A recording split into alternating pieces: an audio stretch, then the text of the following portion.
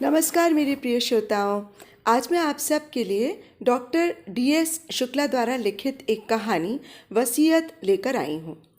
दोस्तों, यदि आपको मेरा वाचन पसंद आता है तो मेरे इस चैनल को सब्सक्राइब कर लीजिए और मेरी कहानियों को लाइक और शेयर और हाँ, बेल आइकन ज़रूर दबा लीजिएगा, जिससे मेरी आगे आने वाली कहानियों की नोटिफिकेशंस आपको मिलती रहें। तो आइए सुने कहानी वसीयत। श्रीवास्तव साहब की फोटो पर माला पड़ी हुई थी। सामने एक दीपक जल रहा था और अगरबत्ती सुलग रही थी। 2 पेडेस्टल फैन ऐसे कोण से लगे थे कि हवा दीप शिखा को आंदोलित किए बिना सामने बैठे शोकाकुल जनों को लग सके। उसने सोचा कि AC होते हुए भी पेडेस्टल फैन का खतरा क्यों, परंतु तत्काल उसकी पैनी बुद्धि ने वजह भी ढूंढ निकाली। AC से अगरबत्ती का धुआं हॉल में ही घूमता रहेगा। कुछ लोगों को धुएं से एलर्जी हो सकती है, पर शायद नहीं। AC चलाना ऐसे शोकाकुल माहौल में आचार विरुद्ध यानी कि अनएथिकल माना जाएगा। शोक हो या ना हो, दुनियादारी भी कोई चीज़ है। ये सोचकर उसके चेहरे पर मुस्कुराहट आई, जिसे उसने बलात् होठों पर झलकने से पहले ही आत्मसात कर लिया, परंतु आंखों में तो उसका अक्सा ही गया होगा। उसने फिर बगैर मुस्कुराए हुए सोचा, मन भी कितना चंचल है, जितना रोको उतना ही बेकाबू होता जाता है। फिर एकाएक उसने आंख खोलकर चारों ओर देखा। सभी लोग शांत मुद्रा में बैठे थे। तभी पंडित जी ने गंभीर ऊंची आवाज में ओम का उच्चारण किया और स्तब्धता भंग हो गई। सभी लोग उठने लगे और श्रीवास्तव साहब की पत्नी और पुत्र को धैर्य धारण करने की सलाह देकर जाने लगे। जैसे वो न कहते तो परिवार वाले अधीर बने रहते। सब लोग जब विदा हो गए तो काला कोट पहने वकील साहब को हल्की सी खांसी आ गई। भला हो जो AC बंद था, वरना वकील साहब का क्या हश्र होता। पर ये क्या, सभी लोग वकील साहब की ओर मुखातिब हो गए। वकील साहब सभी के ध्यान बिंदु बनने के बाद बोले, यहीं पढ़ दूं या किसी अन्य कमरे में चलेंगे। तब उसकी समझ में आया कि वकील साहब को खांसी आई नहीं थी, वो तो ध्यान आकर्षित करने का सभ्य तरीका था। कितना सीखना है उसे अभी। सब लोग एक छोटे कमरे में आ गए जहां AC पहले से चल रहा था। वकील साहब ने अपनी फाइल खोली। हे भगवान, पंडित जी के गरुड़ पुराण के बाद अब वकील साहब भी कुछ ज्ञान देंगे। तभी वकील साहब की आवाज़ आई। श्रीवास्तव साहब ने ये वसीयत 5-6 महीने पहले ही लिखवा ली थी। शायद उनको अपने अंत का आभास हो गया था। इस पर 2 गवाहों के हस्ताक्षर भी हैं। गवाहों में एक उनके परम मित्र अस्थाना साहब हैं। ये वसीयत बाकायदा रजिस्टर्ड भी है। आप में से जो चाहे वो देख भी सकता है। किसी को उज्र नहीं था। सभी को मालूम था कि श्रीवास्तव साहब हर काम कितने करीने से करते थे। वकील साहब ने गला साफ करके पढ़ना प्रारंभ किया। मैं फला फला पुत्र सो एंड सो आज दिनांक को अपने पूरे होशो हवास में अपनी वसीयत करता हूँ, ताकि मेरी मृत्यु के बाद परिवार में कोई बदमिजाजी न उत्पन्न हो। इसके बाद श्रीवास्तव साहब ने अपनी संपत्ति का जो ब्यौरा दिया, वो सुनकर सभी की आंखें चौड़ी हो गईं और कुछ के मुंह में पानी भी आ गया। सभी सोच रहे थे कि वो इतनी बड़ी पोस्ट से भी नहीं रिटायर हुए थे जितनी कि उनकी संपत्ति थी। पर हाँ, थे तो रेवेन्यू विभाग में। उनका ये मकान, जिसमें वो सेवानिवृत्ति के बाद रहते थे, बाहर से 1250 फीट का साधारण सा मकान दिखता था, जो बाहर से मात्र सीमेंट से पुता था। अंदर प्रवेश करने के बाद ही उसके वैभव का अंदाजा लग पाता। महंगा पेंट, फॉल्स सीलिंग, डिज़ाइनर प्रकाश व्यवस्था, हर कमरे में AC और बाथरूम तो ऐसे कि एक बार घुसो तो बाहर निकलने का मन ही ना करे। ये थी श्रीवास्तव साहब की यथार्थ सोच। वकील साहब का संलाप चालू था। हालांकि मेरा परिवार बहुत बड़ा नहीं है। इसमें मेरी पत्नी के अलावा एक पुत्री और पुत्र है, जिनका विवाह हो चुका है और अच्छी जीविका अर्जित कर रहे हैं। तीसरी पीढ़ी में पौत्र पौत्री नाती नातिने भी हैं, परंतु वो सभी नाबालिग हैं। अपने बाबा या नाना को पता नहीं बड़े होने के बाद याद रख पाएंगे या नहीं। इसलिए मैं उनमें से प्रत्येक बालक को 5 लाख रुपया, प्रत्येक बालिका के नाम 10 लाख रुपए की व्यवस्था करता हूँ। ये पैसा उनके अभिभावकों द्वारा फिक्स्ड डिपॉजिट में रखा जाएगा और उनकी शादी पर ही उनको मेरी तरफ से भेंट किया जाएगा। मेरे घर में जितने भी सेवक सेविकाएं हैं, जिन्होंने वर्षों से परिवार के सदस्यों की भांति ही हम दोनों की सेवा की है, इन सभी से मैं अत्यंत प्रसन्न हूँ। उनके नाम 1-1 लाख रुपया देता हूँ, जो कि 5 साल की एफडी के रूप में मेरी पत्नी के पास रहेंगे। यह उन प्राप्तकर्ताओं पर निर्भर करेगा कि वो 5 साल बाद उसको कैश कराते हैं या फिर से जमा कर देते हैं। ये लाभ उन्हें उसी स्थिति में मिलेगा यदि वो 5 साल तक इस घर में सेवा में रहेंगे, अन्यथा नहीं। वेरी स्मार्ट, उसने सोचा। बुढ़े ने 5 साल तक के लिए तो नौकरों को बांध ही दिया, बुढ़िया के ऐश हैं। इसके बाद वकील साहब ने संपत्ति का ब्यौरा पढ़ना प्रारंभ किया। उससे पता चला कि श्रीवास्तव साहब कितने प्रबुद्ध थे। रेवेन्यू विभाग धरती माँ का कितना हिस्सा किसके पास है, इसका ब्यौरा रखता है और उनके स्वामित्व निर्धारित करता है। धरती के लाल होने के नाते वो धरती माँ का आर्थिक महत्व जानते थे, सो वो जहाँ भी तैनात हुए धरती माँ का कुछ हिस्सा अपने नाम करते रहे और शहर के बाहर स्थानांतरण होने पर उस धरती को सोने में बदलते रहे। उसने मन में अनुमान लगाया कि यदि 500 रुपये के मूल्य से उन्होंने स्वर्ण संग्रहण प्रारंभ किया होगा, तो आज तो सोना रुपये 30,000 को छू रहा है। श्रीवास्तव साहब ने लिखा कि उनके सभी बच्चे सब प्रकार से आत्मनिर्भर हैं, इसलिए वो अपना सारा बैंक का धन, स्वर्ण, शहर के मकानात, शेयर और एफडी अपनी पत्नी के नाम करते हैं, जो कि जीवन पर्यंत उसकी स्वामिनी रहेंगी। ये मेरी पत्नी पर निर्भर करता है कि वो मरणोपरांत वसीयत द्वारा या अपने जीवन काल में ही जितनी संपत्ति अपने वंशज अथवा अन्य किसी को भी देने की हकदार होंगी। वो चाहे तो धर्म कार्य हेतु संपत्ति किसी भी संस्थान को दान भी करने को स्वतंत्र है। बुढ़िया करोड़पति हो गई, पता नहीं उसकी कितनी लंबी उम्र होगी। अभी तो ठीक ठाक ही दिखती है, अगर ज्यादा दिन चली तो पता नहीं किसको सारी दौलत सौंप दे। वकील साहब ने वसीयत बंद कर पुत्र को सौंप दी, जिसने बड़े आदर से अपनी माँ को दे दिया। माँ निर्विकार थी, पता नहीं उसने ये सब पूरी तरह समझा भी था या नहीं। वकील साहब चलने को हुए कि चाचा जी 1 कप चाय पीने के बाद ही जाएं। परिवार की बहू सिर पर आंचल रखे बड़ी विनम्रता से खड़ी थी। ट्रे में चाय व श्रीवास्तव साहब के पसंदीदा बिस्कुट थे। वकील साहब ने भरे गले से कहा, बहू ऐसे में चाय गले से उतरेगी? बहू ने सिर झुकाकर कहा, आप पापा जी के समय कभी बगैर चाय पिए गए क्या? आज उनके न रहने पर अगर आप ऐसे चले गए तो उन्हें कष्ट होगा, और फिर अब तो आपका ही सहारा है हम लोगों को। वकील साहब के साथ सबकी आंखें छलछला आईं। वकील साहब ने बगैर किसी प्रतिवाद के चाय पी। चलते समय बहू के सिर पर हाथ रखकर गदगद स्वर में बोले, सुखी रहो बहू, ऐसी बहू ईश्वर सब परिवारों को दे। माँ को छोड़ सभी वकील साहब को बाहर तक छोड़ने गए। चलते समय वकील साहब ने सभी के चेहरों को अनुभवी निगाहों से पढ़ने की कोशिश की, पर उन्हें किसी के चेहरे पर असंतोष नहीं दिखा। वरना बाकी घरों में तो इतने में परिवार टूट जाते हैं कि मुझे तो बुढ़े ने कुछ दिया नहीं, भाड़ में जाए परिवार। मृत्यु चाहे कितनी भी बलवान क्यों ना हो, वो जीवन प्रवाह को नहीं रोक सकती। शोकाकुल परिवार भी धीरे धीरे पटरी पर लौटने लगता है। जिसकी शुरुआत होती है पेट से, सो खान पान की व्यवस्था प्रारंभ हो गई। घर के लखपति हुए सेवक अब अधिक ऊर्जा और तत्परता से काम कर रहे थे। फिर भी प्रबंधन की आवश्यकता तो थी ही। ये भार घर की बहू ने ले लिया था। क्या खाना बनेगा, अम्मा को क्या पसंद है, बच्चों को ख्याल से लेकर ननद नंदोई का सम्मान, सभी तो वही संभाल रही थी। सभी, यहाँ तक स्वयं उसका पति, उसके इस परिवर्तन से विस्मित था और निहाल हो रहा था।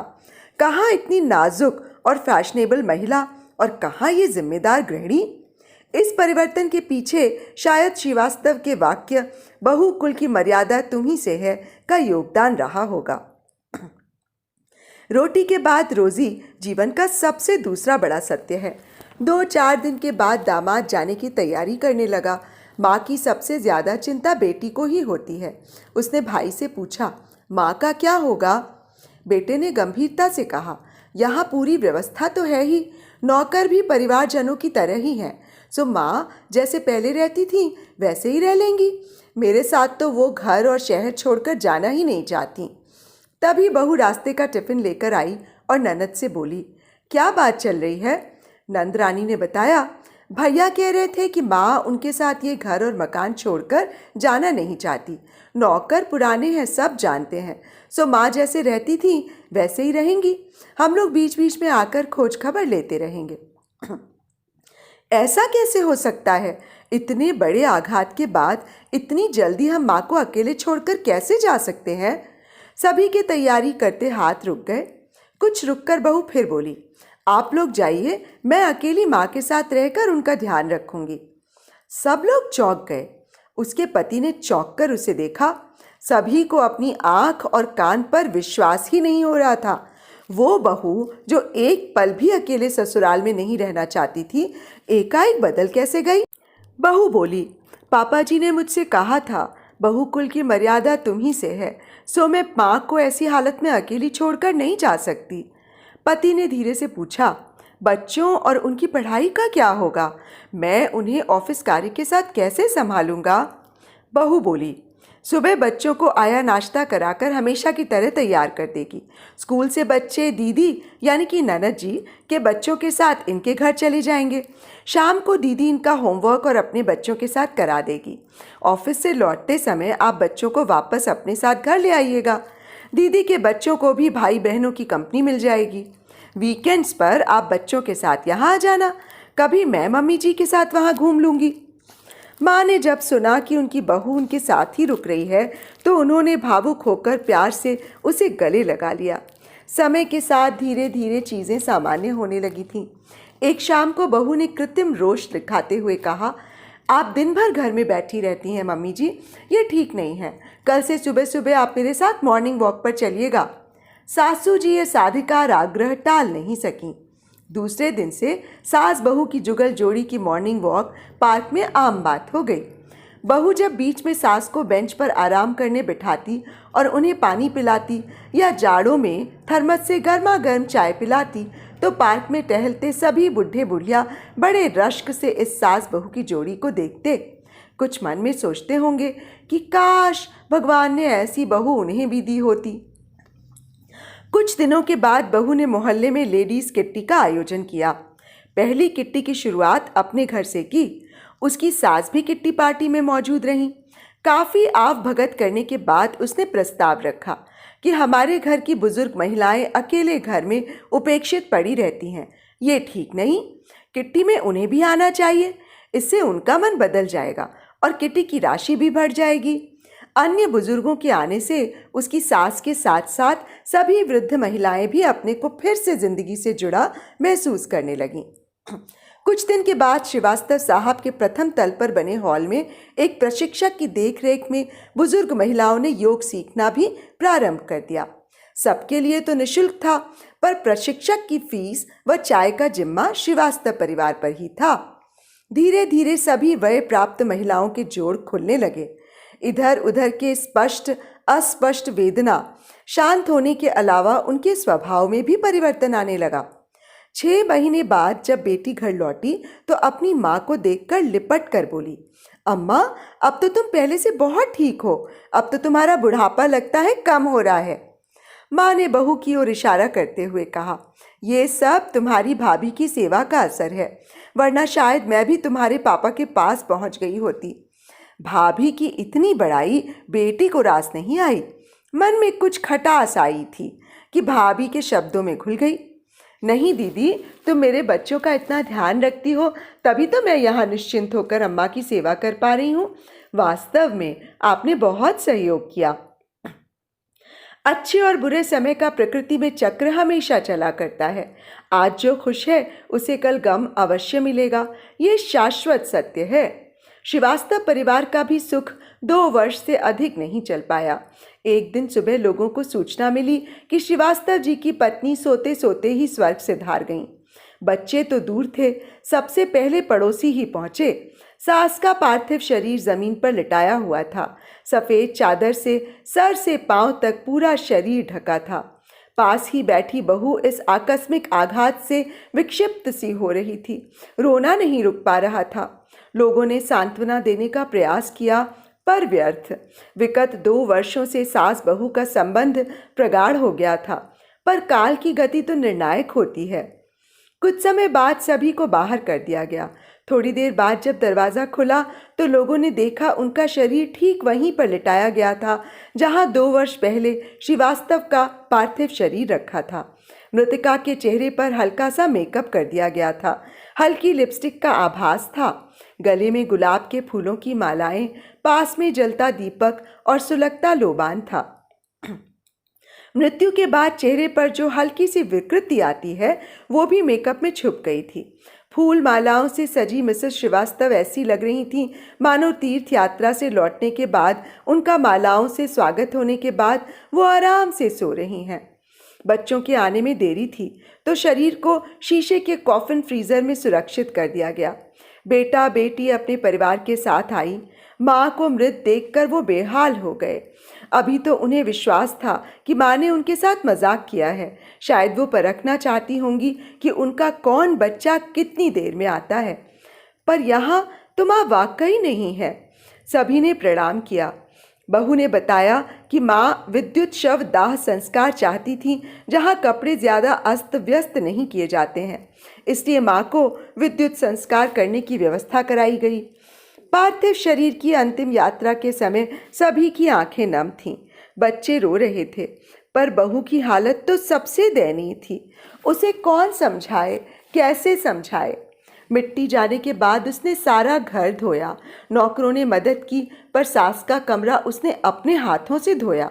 नहा धोकर सड़क की ओर खुलती खिड़की पर बैठ व्यग्रता से सबके वापस आने की बाट जोहने लगी। किसी ने उसे डिस्टर्ब नहीं किया। जब वो सब घर लौट आए और शांति से माँ की माला पड़ी फोटो के सामने बैठ गए, तभी वो राहत की लंबी सांस लेकर लॉबी में आई। 2 साल पहले की सभी परंपराएं इस बार मिसेस श्रीवास्तव की माला पड़ी फोटो के सामने दोहराई गईं। ओम उच्चारण के बाद सब लोग चलने लगे। इस बार सभी बहू को सांत्वना देकर जा रहे थे। आखिर वही तो अंतिम दिनों में साथ रही। कुछ बुजुर्ग महिलाएं बहू के सिर पर आंचल रखकर जुग जुग जीने का आशीष देकर जा रही थीं। एक महिला ने अत्यंत भावुक होकर कहा, तुमने अपनी सास ही नहीं, हम सब की धूमिल जिंदगी में रोशनी ला दी। अल्लाह तुम्हें सलामत रखे। वकील अंकल ने एक बार फिर वसीयत एसी कमरे में पढ़कर सुनाई। इस बार उन्हें ज्यादा देर नहीं लगी। मिसेस श्रीवास्तव ने बहुत संक्षेप में लिखा कि अपनी बहू की अथक लगन और सेवा से वो अपनी सारी चल अचल संपत्ति अपनी बहू के नाम कर रही हैं। किसी को आश्चर्य नहीं हुआ, केवल बेटी को पीड़ा हुई। इस पीड़ा के पीछे शायद ये पछतावा भी था कि काश उसने माँ के साथ रहना स्वीकार किया होता। आखिर 2 साल की ही तो बात थी। पर अब क्या, मालकिन तो भाभी हो गई। इस बार चलते समय किसी ने चाय के लिए नहीं पूछा।